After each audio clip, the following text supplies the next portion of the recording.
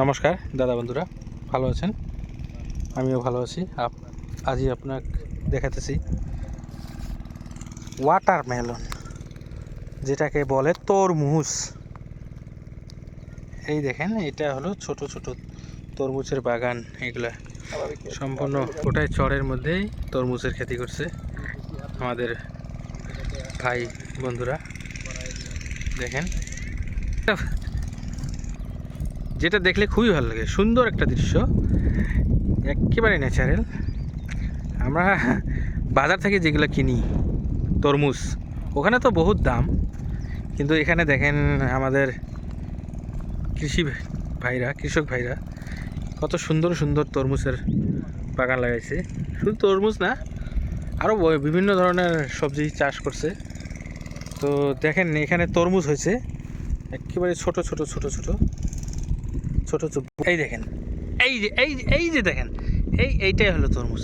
এটা একদম ছোট, কিন্তু এটা বহুত বড় হবে। একটা করে তরমুজ তো 4-5 কেজি ওজনের হয়ে যায়। চিন্তা করেন, যেগুলা বস্তু আমরা বাজার থেকে কিনে খাই, সেগুলো কোথায় উৎপাদন হয়? এই দেখেন, আমাদের মিয়া ভাইরা উৎপাদন করে। দেখছেন তো, দেখছেন? হ্যাঁ, এইটা আমাদের কয়েকজন মিয়া ভাই এখানে পানি দিতেছে, চাষ করছে। যখন পানি তো দিতেই লাগবে। এই যে সঙ্গে দেখেন শ্যামাস গাছে শ্যামাস। দেখেন, অন্য অন্য জায়গায় আমি দেখছি শ্যামাসকে জাংলি বলে, জাংলি দেয়, কিন্তু জাংলি নাই এখানে। শ্যামাস একদম মাটির মধ্যে হয়েছে। এই দেখেন কি সুন্দর ব্যাপার একটা, না? দেখলে খাবার ইচ্ছা করে, কিন্তু উপায় নেই, আজকে তো খাইতে পারবো না।